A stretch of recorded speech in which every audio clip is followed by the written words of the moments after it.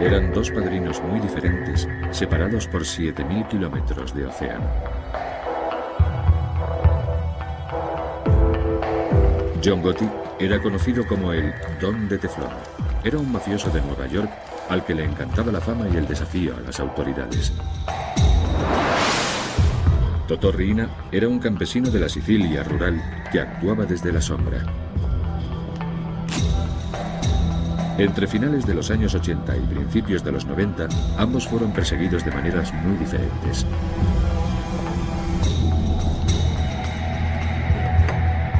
En los Estados Unidos, las autoridades fueron implacables en su lucha por atrapar a Gotti.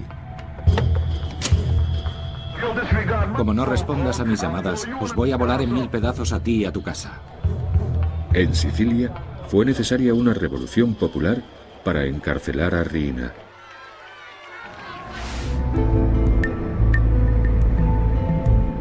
Desde sus comienzos, John Gotti fue un matón muy violento y temerario.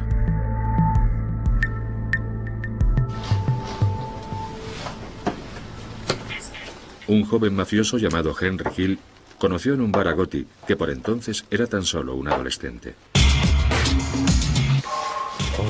Entró de repente, sin decir una palabra a nadie. Fue hacia una de las mesas y empezó a golpear a un tipo con un bate de béisbol o algo parecido. Le golpeó tan violentamente que casi le mata. Puede que le matara, porque después lo metieron en el maletero de un coche y se fueron. Quizás le mató. Gotti había roto una regla no escrita de la mafia. La violencia solo se podía utilizar cuando no había testigos alrededor. Entonces me miró y vino hacia mí. Y me pidió disculpas por el espectáculo. Había sangre por todas partes. Esa fue la primera vez que le vi. Llevaba una chaqueta de cuero. Una chaqueta típica de gángster. Estaba claro que Gotti no tenía miedo a nadie.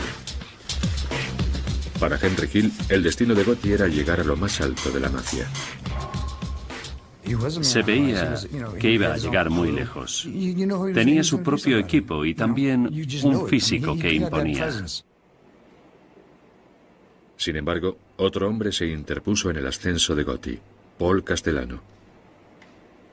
Era el jefe del clan de los Gambino, uno de los más poderosos de la mafia estadounidense. Castellano era un matón a la antigua usanza, un mafioso que escondía sus crímenes detrás de un velo de respetabilidad. Paul tenía dos facetas muy diferentes. Por una parte, se podía mezclar con abogados, agentes inmobiliarios y hombres de negocios y estar a su altura. Y por otra, dirigía el clan de los Gambino y se mezclaba con todo tipo de mafiosos para decidir a quién debían matar. Gotti tendría que eliminar a Castellano para convertirse en jefe. Sin embargo, Gotti no era el único que quería acabar con él.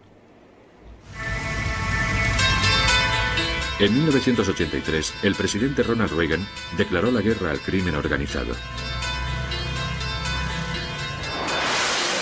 Su objetivo era el organismo que dirigía la mafia, conocido como la Comisión, del que formaba parte Paul Castellano. Con la ley Rico, que combatía el crimen organizado, las autoridades podrían iniciar un procedimiento criminal contra Castellano y otros jefes, acusándoles de conspiración criminal, siempre y cuando pudieran demostrar que la comisión se reunía. La comisión era tan secreta que la única prueba que el FBI tenía de ella era una reunión de 1957.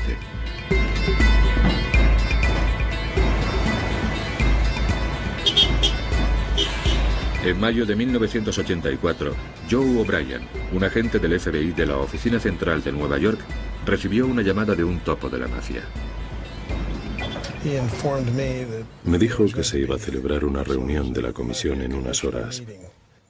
Para serte sincero, no le creí, porque me parecía muy extraño que se arriesgaran de esa manera. Esa reunión podía ser muy comprometedora para la mafia. Si el FBI conseguía una fotografía de esta reunión, podría destruir a la comisión.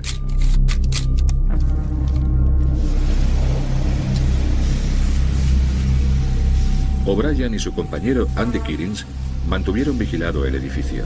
una casa pequeña de la avenida Cameron, en Staten Island, propiedad de un familiar de un destacado don de la mafia. Los agentes se escondieron en la parte de atrás de una furgoneta camuflada a unos cuantos metros de la casa. La furgoneta estaba aparcada justo ahí donde está ese coche blanco, enfrente del número 54. Teníamos un ángulo muy bueno porque no había ningún coche delante y podíamos ver perfectamente todo lo que ocurría en el número 34 de Cameron. Estuvimos esperando 3 horas aproximadamente y a eso de las 4:30 comenzaron a salir todos los mafiosos uno por uno. Allí estaban los jefes de las familias más importantes, los Gambino, los Lucchese, los Colombo y los Genovese.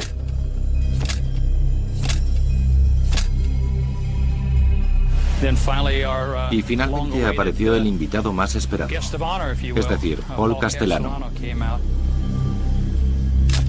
Castellano era el jefe de todos los jefes. Salió de la casa pavoneándose. Fue todo un espectáculo ver cómo actúa la mafia y cuál es su protocolo. Fue muy emocionante. No sé cómo Andy consiguió mantener inmóvil la cámara. Utilizó mi hombro como trípode y yo intenté respirar lo menos posible. Castellano salió con mucha tranquilidad. Dio un par de caladas al puro. Se metió en su coche y se fue. Las fotografías fueron explosivas. El FBI sabía que esas pruebas visuales serían muy valiosas frente a un jurado.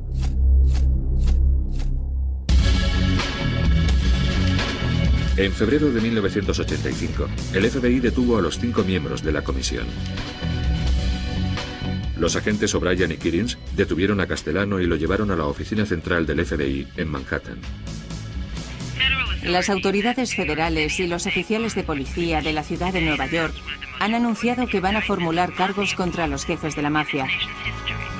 De camino a la oficina central del FBI, Castellano oyó por la radio del coche de policía las noticias de las detenciones. Acusados de conspiración para el crimen y extorsión se pueden enfrentar a condenas de hasta 20 años. Era el principio del fin del reinado de Castellano. Las autoridades actuaron anoche. Acusan a Paul Castellano, jefe supremo del clan de los Gambino, de pertenencia al crimen organizado y extorsión. La base de estas acusaciones ha sido un micrófono oculto. Miró a Joe y le preguntó: ¿es eso cierto? ¿Habéis escuchado mis conversaciones privadas? Los fiscales sostienen que las grabaciones son de muy buena calidad. Se escuchaba todo perfectamente. Los agentes creían que a Castellano le avergonzaba que hubieran grabado sus conversaciones delictivas. Pero en realidad Castellano se sentía violento porque habían descubierto la aventura que tenía con su asistenta colombiana. El asunto le puso en una situación embarazosa. Parecía un niño pequeño cuando confesó que se arrepentía de lo que había hecho. No se avergonzaba de los asesinatos de los que era responsable, sino de haber tenido una relación con su asistenta delante de las narices de su mujer. Se trataba de una revelación que un don de la mafia no se podía permitir. Había incumplido una de las reglas más sagradas de la mafia. No importaba asesinar y mutilar, pero no se podía deshonrar públicamente a la esposa de uno. Señor Castellano, ¿qué opina sobre la acusación? Señor Castellano. Castellano esperó pacientemente el juicio, donde las fotos serían las pruebas clave. Se había producido un vacío de poder en el clan de los Gambino.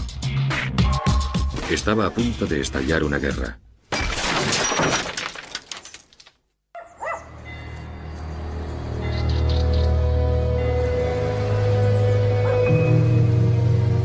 Si la mafia de Nueva York quería saber cómo era una guerra mafiosa, solo tenía que mirar a Sicilia.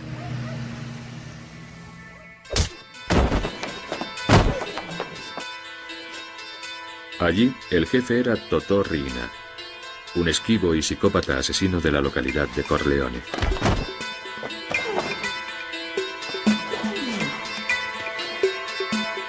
Corleone, situado en las altas montañas de Sicilia, era el bastión de la mafia. Fue el lugar que dio nombre al personaje de Marlon Brando en la película El Padrino.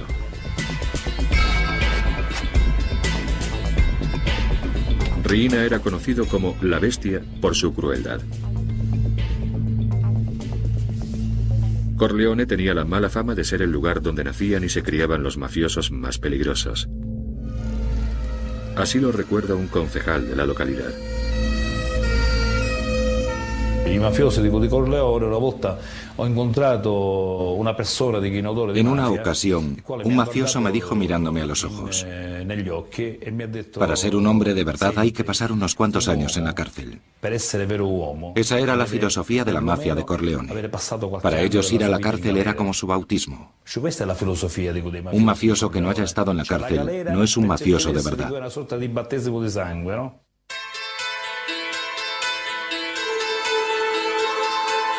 El clan mafioso de Riina se había hecho con el control de la mafia en una guerra despiadada. En Palermo, a principios de los años 80, las calles rebosaban de sangre de las víctimas de Riina. Hubo una época en la que se encontraba un cadáver cada 3 días.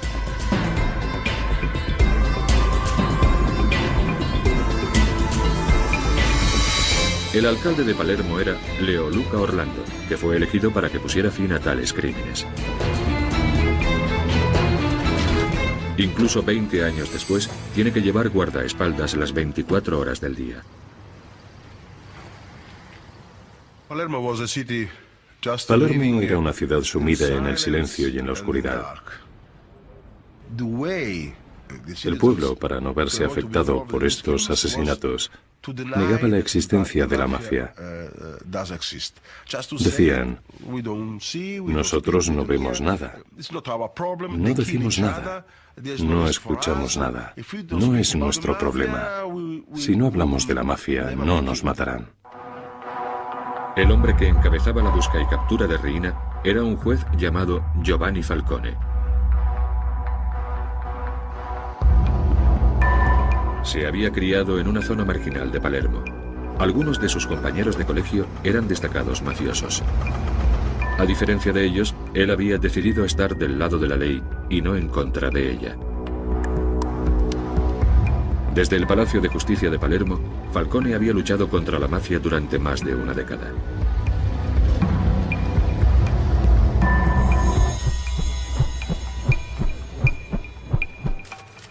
En 1987, disfrutó de un gran momento.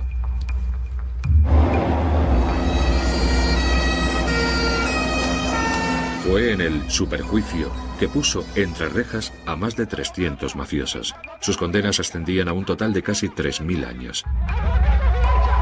Fue el golpe más apabullante que había sufrido la mafia siciliana.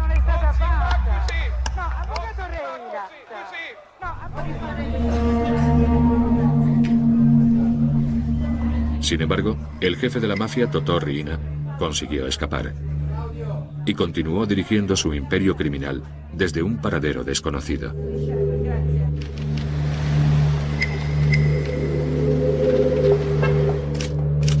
Falcone se enfrentó a otro peligro más cerca de su hogar. Era un hombre con pocos amigos en el Palacio de Justicia. El pueblo de Palermo se mantuvo al margen en espera de ver quién sería el ganador de la batalla: Falcone o la mafia. Tal aislamiento era peligroso. Otras autoridades que lucharon contra la mafia habían sido víctimas de Riina.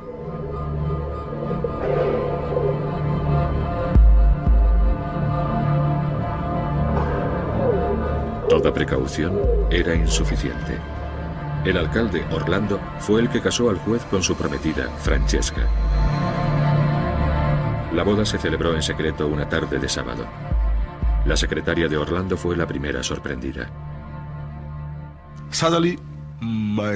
De repente, mi secretaria vino a mi despacho y me dijo: ha llegado el juez Falcone. Y yo le dije: sí, voy a casarle. No hubo ningún invitado, ninguna foto,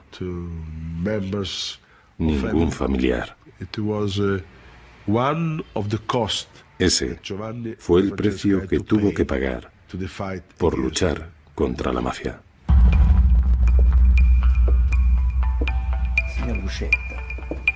Algunos años antes, un desertor de la mafia, Tommaso Buscetta, advirtió a Falcone que Riina no pararía hasta asesinarle.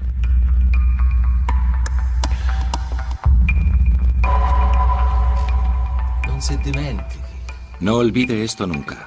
Las cuentas que se tienen con la mafia solo se saldan con la muerte. En una conversación con una amiga y compañera en su lucha contra la mafia, Falcone hizo una predicción escalofriante. Él me dijo en una ocasión, por supuesto sin público, mi vida está sellada. Me van a matar. Es mi destino. Lo único que no sé es cuándo. Con Riina en libertad, a Falcone se le agotaba el tiempo. En Nueva York, el padrino estadounidense Paul Castellano también se estaba quedando sin tiempo. Castellano esperó pacientemente su juicio acusado de conspiración para el crimen. Rara vez salió de su casa, de su lujosa mansión de Staten Island.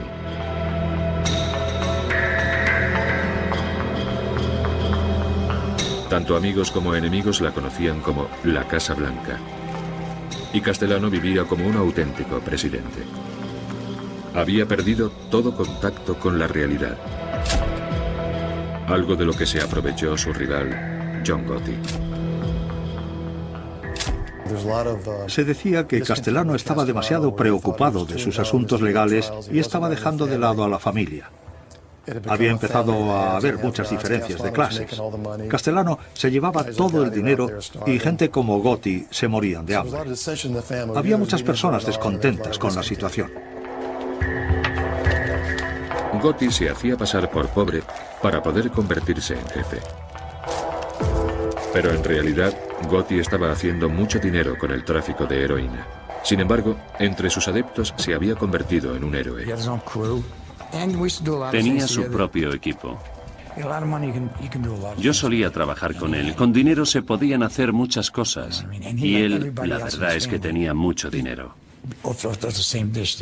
Si te dedicabas al tráfico de drogas, podías hacer lo que quisieras.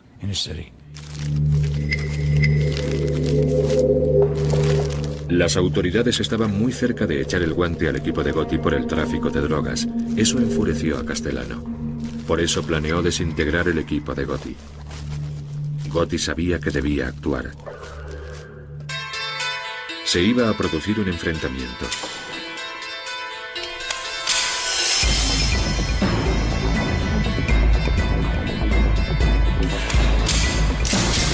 El 16 de diciembre de 1985, Castellano iba a reunirse con Gotti en Manhattan. Iban a encontrarse en Sparks, el restaurante favorito de Castellano en Manhattan.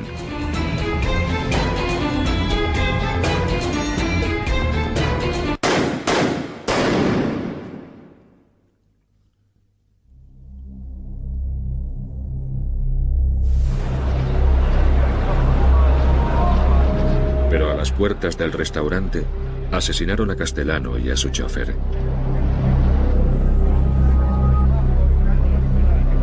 Este temerario asesinato sobrecogió a los neoyorquinos y convirtió al nuevo jefe del clan de los Gambino en una celebridad de la noche a la mañana.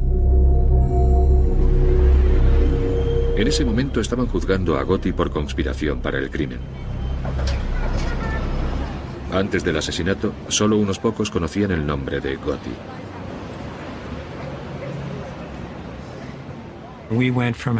Este caso, que empezó siendo un caso rutinario, se convirtió en el juicio de la década.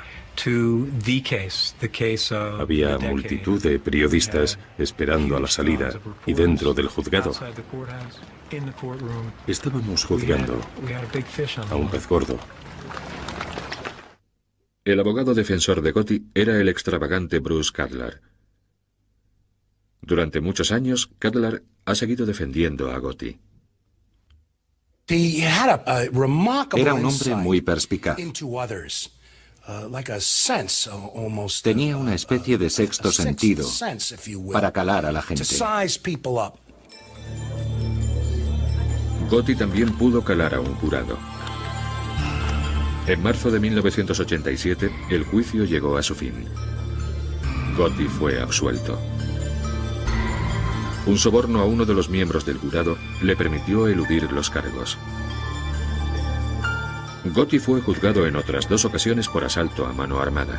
En ambos casos, su abogado defensor fue Bruce Cutler. En cuanto a John Gotti, ¿lo declaran culpable o inocente? Lo declaramos inocente.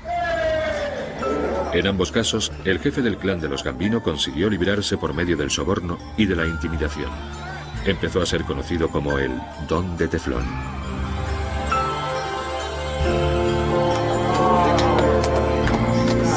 Gotti era muy diferente a otros padrinos. No escondía que fuera un don de la mafia, y le gustaba que la gente supiera que provenía de una familia humilde de Brooklyn y que había logrado convertirse en el jefe supremo. Nació en una familia muy pobre y se crió en las calles. Empezó repartiendo la revista Time a los 12 años y a los 40 se enfrentó al sistema. Según su antiguo abogado, Gotti fue un Robin Hood moderno que se enfrentó a las autoridades. Entre sus adeptos había judíos, irlandeses, trabajadores, sindicalistas, obreros, policías. Sí, algunos de nuestros adeptos eran policías, porque luchábamos contra los matones del gobierno, el FBI, Hacienda, Inmigración, la CIA. Es decir, contra todos los matones de un gobierno sin rostro que podían destrozar la vida de cualquiera. Pero la escabrosa realidad del reino de Gotti era muy diferente. El FBI explotó el gusto por la fama de Gotti. Y eso fue lo que le arruinó.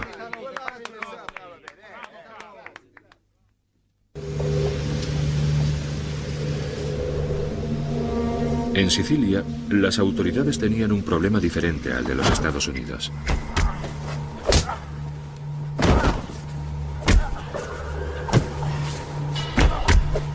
El capo estadounidense John Gotti adoraba la fama. Sin embargo, el siciliano Totò Riina siempre estuvo en la sombra.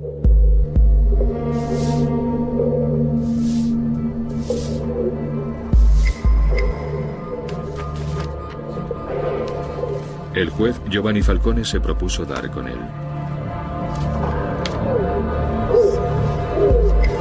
Falcone necesitaba encontrar una manera de vincular a Totò Riina con los asesinatos llevados a cabo por su ejército de asesinos.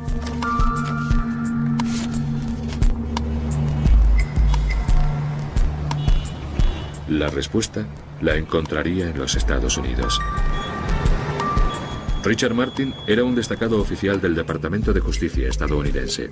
Él y Falcone habían trabajado juntos durante años. Su mayor éxito fue acabar con el contrabando de heroína entre Sicilia y los Estados Unidos en una operación conjunta conocida como Pizza Connection. A Falcone le gustaba viajar a los Estados Unidos. En Sicilia vivía como un preso. Lo único que hacía era ir de su coche blindado a su oficina. Pero cuando venía a Nueva York, podía ir de compras, podía ir a restaurantes, podía venir a nuestras oficinas, a nuestras casas, conocer a nuestras familias. Para él, Nueva York suponía la libertad. Los viajes de Falcone a Nueva York no eran solo por placer.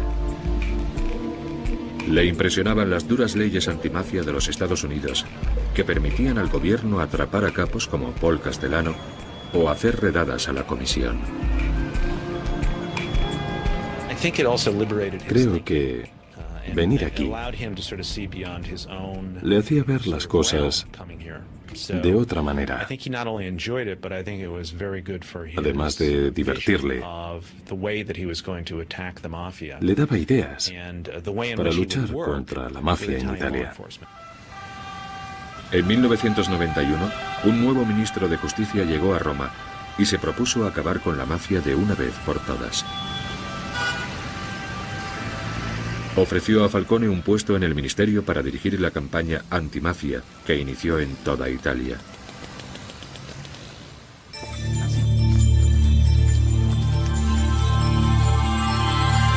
Falcone no desperdició la oportunidad de marcharse de Palermo y de poner en práctica las teorías que había aprendido en los Estados Unidos.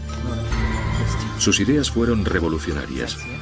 Creó la versión italiana del FBI. Falcone dirigía la lucha contra la mafia en toda Italia.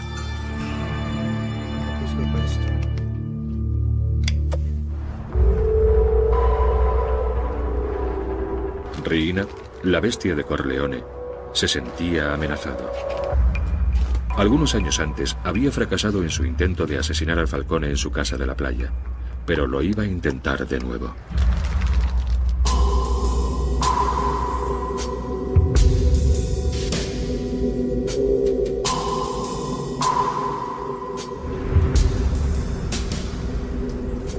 El 3 de mayo de 1992, Falcone y su mujer, Francesca, fueron a Palermo a pasar el fin de semana.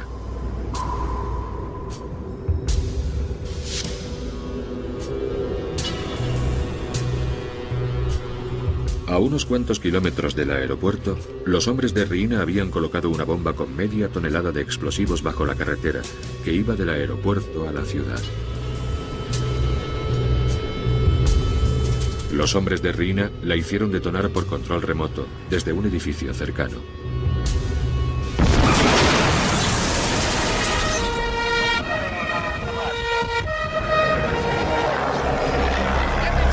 Una enorme explosión destrozó la carretera.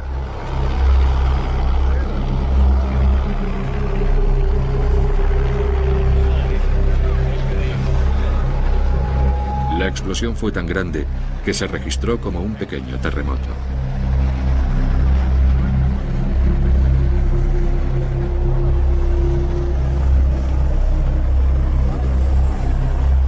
La hermana de Giovanni, María Falcone, se encontraba en su casa cuando supo de la explosión. Sono scappata appena mio marito mi ha detto di che si trattava. Cuando mi marido me contó lo que había ocurrido, llamé a la policía. Ellos me dijeron que habían llevado a Giovanni al hospital. Cuando llegué allí, el hermano de Francesca me dijo que Giovanni había muerto.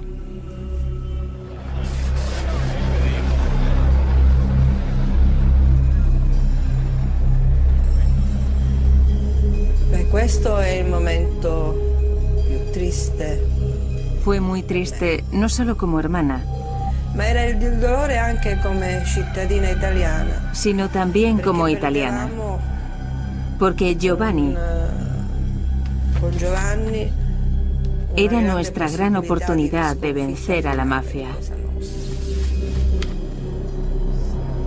Falcone no solo era un compañero, también era un amigo.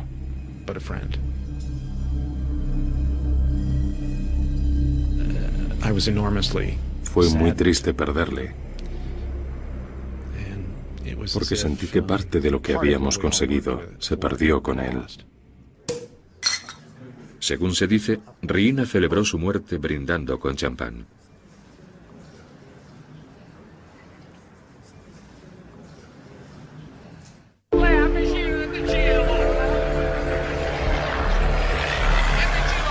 Junto con Falcone y su esposa Francesca, también murieron 3 de sus guardaespaldas.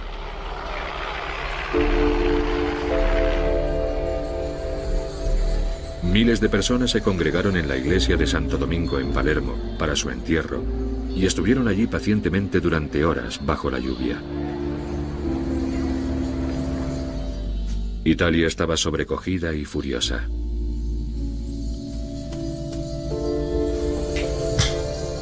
Pero eso no disuadió a Totorri y Ina. Cualquiera que se interpusiera en su camino correría la misma suerte.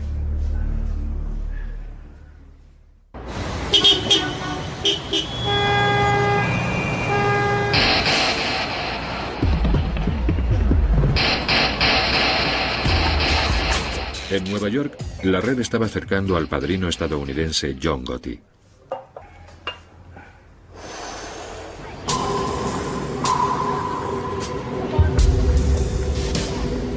Esta tienda de ropa del barrio italiano de Manhattan fue el club social Rave Night, el centro neurálgico de operaciones del clan de los Gambino.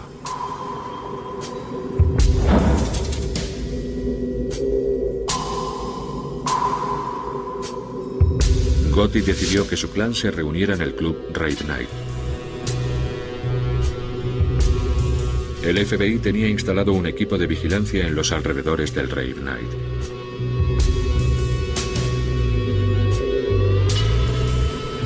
Gotti se presentó allí como un auténtico padrino de la mafia. No hizo ningún intento por ocultar que se trataba de una reunión de su banda criminal. John quería reunirse allí con todo su clan para hablar de negocios, para que le hicieran la pelota y para que le dieran el dinero que tuvieran. Así que durante esa semana tuvimos a los 20 capos de la familia y de 80 a 90 soldados juntos. Estaban todos allí a plena luz del día. Para nosotros fue fantástico poder identificar a todo el clan de los Gambino en una sola semana y en un único lugar. Sin embargo, las fotografías no fueron suficientes. Para condenarlos, el FBI necesitaba oír a Gotti hablar de sus crímenes. Tenían que colocar micrófonos ocultos en el Rave Night. Pero la calidad de las grabaciones anteriores no había sido lo suficientemente buena. Entonces se les presentó una gran oportunidad. Un informador les dijo que Gotti siempre llevaba a cabo las reuniones más importantes en el apartamento de arriba, que era propiedad de una viuda de un miembro del clan de los Gambino.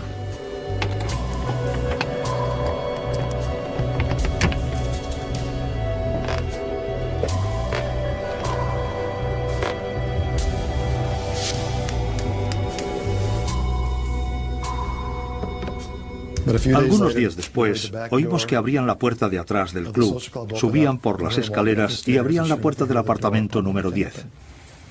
Se sentaron y empezaron a hablar. Estaba claro que no sospechaban que hubiera micrófonos, porque, de hecho, tenían una radio encendida y la apagaron porque hacía demasiado ruido.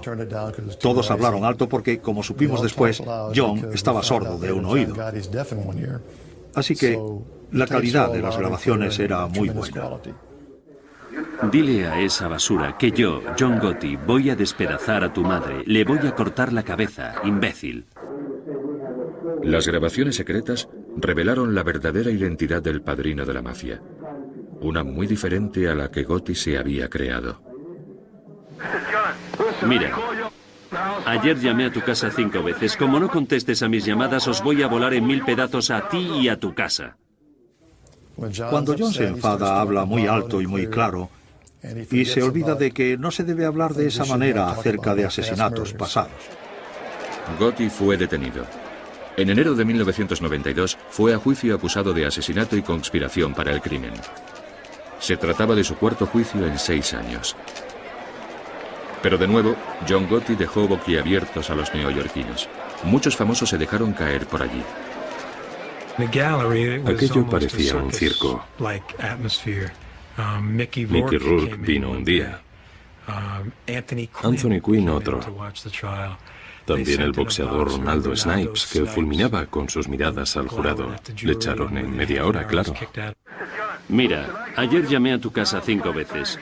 Como no contestes a mis llamadas, os voy a volar en 1000 pedazos a ti y a tu casa. Gotti tuvo una actitud muy chulesca en el juicio, pero cuando pusieron las grabaciones no sabía dónde meterse. Gotti había empedrado su camino a la cárcel. Las grabaciones tuvieron otra consecuencia inesperada.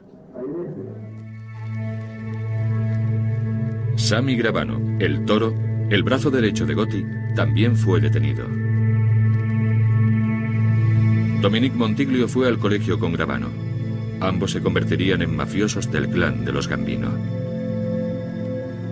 Sammy fue siempre un chico duro. Fuimos compañeros desde la guardería. Mató a su cuñado Louis, que había sido amigo suyo desde la infancia. Louis Milito. Habían crecido juntos. Habían robado juntos y aún así tuvo el valor de asesinar a Louis. No te podías fiar de él. Gotti había decepcionado a Gravano. Para este, un padrino de verdad no debía buscar la publicidad. Debía actuar en la sombra como lo había hecho Paul Castellano. Pero Gotti no respetaba a nadie, ni siquiera a su brazo derecho, algo que explotó el FBI. En las sesiones preliminares del juicio, el agente Bruce Moe puso las cintas a Gotti y a Gravano. En ellas, Gotti era extremadamente crítico con su brazo derecho. Sammy ha hecho involucrarse a mi hermano Pete en el asunto de las ventanas. Él nunca ha hecho un duro. Va a ir a la cárcel. Gravano y Gotti estaban sentados el uno al lado del otro, escuchando la grabación. Sammy se puso rojo. Estaba a punto de estallar. Y John Gotti, por primera vez, se mostró avergonzado. Se puso blanco, no sabía dónde meterse. Le avergonzaba haber hablado así de su consigliere, de su brazo derecho. Gravano cavó la tumba de Gotti. Un día Bruce me llamó y me dijo, ¿estás sentado? Y yo respondí, sí, estoy sentado. Entonces me dijo, Sammy quiere colaborar. Entonces trajeron a Sammy a la sala, me dio la mano y me dijo, quiero colaborar con vuestro gobierno. Nunca antes una figura tan destacada había traicionado a la mafia estadounidense. El testimonio de Gravano fue fundamental. Reveló cómo Gotti y él habían organizado el asesinato del capo Paul Castellano. Habían visto desde su coche cómo le disparaban.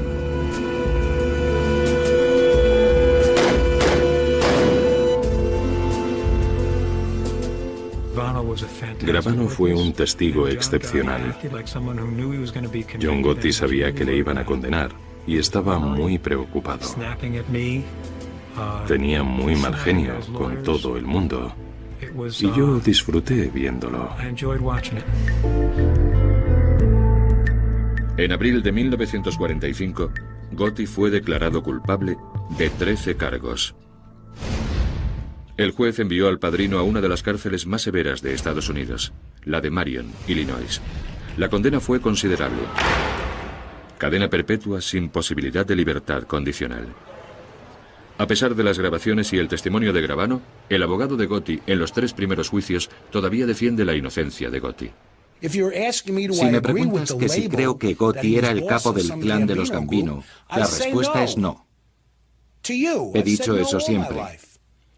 Y él también. No digo que fuera un santo. Era un tipo duro. Pero no era ningún mafioso. Gotti estaba acabado. Sin embargo, en Sicilia, Totò Riina iba a llevar a cabo otra atrocidad.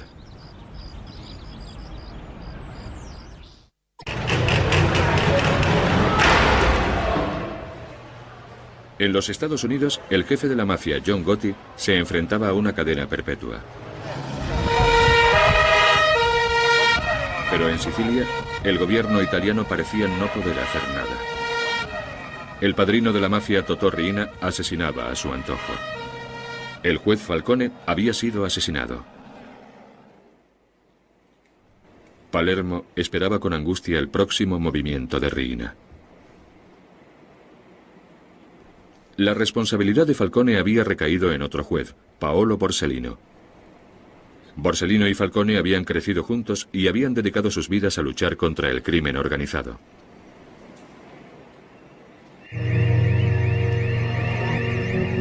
El 19 de julio de 1992, 2 meses después del asesinato de Falcone, Borsellino visitó a su anciana madre como hacía todos los domingos.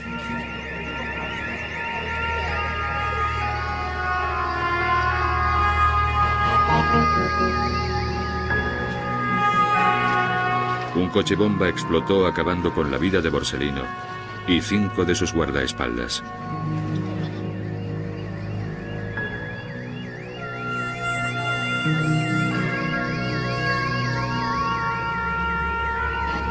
Esta atrocidad fue la gota que colmó el vaso. Se inició una revolución en contra de la mafia, encabezada por toda la ciudad de Palermo. La reacción de los habitantes de Palermo tras el asesinato de Borsellino fue espectacular. Mujeres y niños salieron a la calle a gritar: «Basta, ya es suficiente». Ya era suficiente.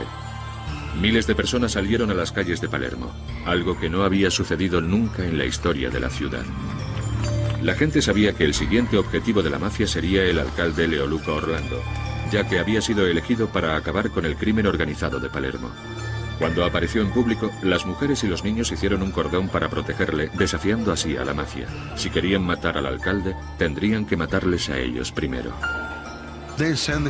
Enviaron un mensaje muy claro. El mensaje era que yo no estaba solo. El mensaje era que la mafia podía matar a 10 hombres, pero no podría matar a miles de mujeres y niños.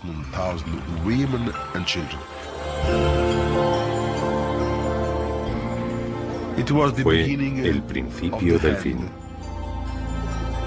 El poder del pueblo había derrotado a la mafia. El gobierno envió a Sicilia miles de soldados para acabar con la mafia.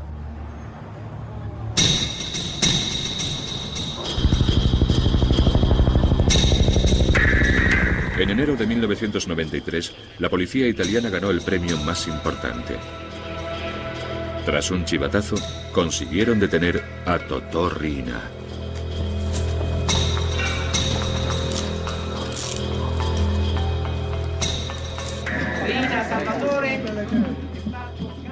Salvatore Riina ha sido capturado en Palermo por los carabinieri. Totò Riina es nuestro. Sorprendentemente, Riina había estado viviendo en el centro de Palermo y había pasado desapercibido durante 20 años.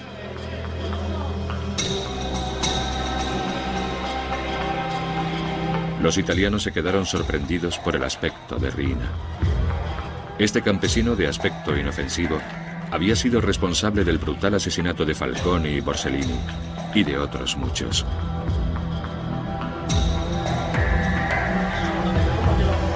En su juicio, Riina se describió a sí mismo como un pobre hombre que no sabía nada de la mafia. Penniti tendrá que demostrar lo que dice, señor presidente. Su endeble defensa fue desestimada.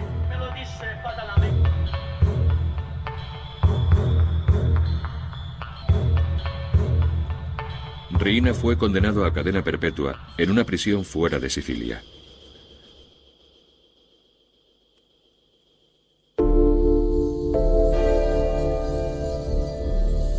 A ambos lados del Atlántico, la época de los padrinos parecía haber terminado.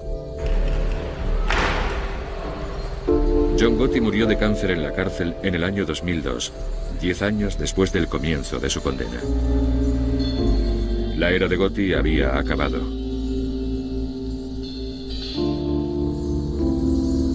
Haciendo alarde de su posición de jefe supremo, había facilitado el trabajo de las autoridades.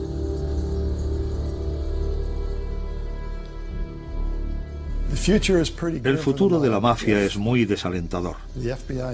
El FBI y otras agencias federales siguen vigilando a estos hombres. El peor error que podríamos cometer sería decir que la guerra contra la mafia ha terminado. Esta gente tiene una gran capacidad de recuperación. En 5 años podrían reagruparse y organizarse de nuevo, aunque nunca podrían ser tan efectivos como hace 30 años. En los Estados Unidos, la mafia se está poniendo al día. Ahora se dedica a las estafas electrónicas, a las líneas telefónicas eróticas, etc. Pero no tienen el poder que tenían antes. El FBI no ha permitido que los rusos, los chinos u otros criminales controlen sus barrios como hicieron los italianos en su momento.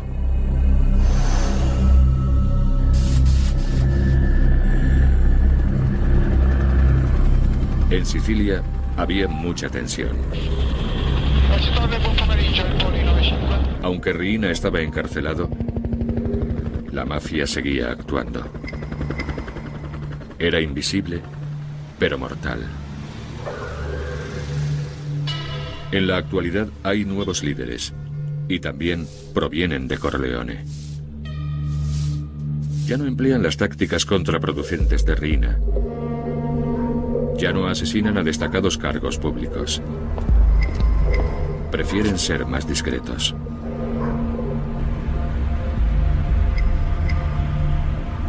Forse vivimos tutti quanti una vera grande illusione.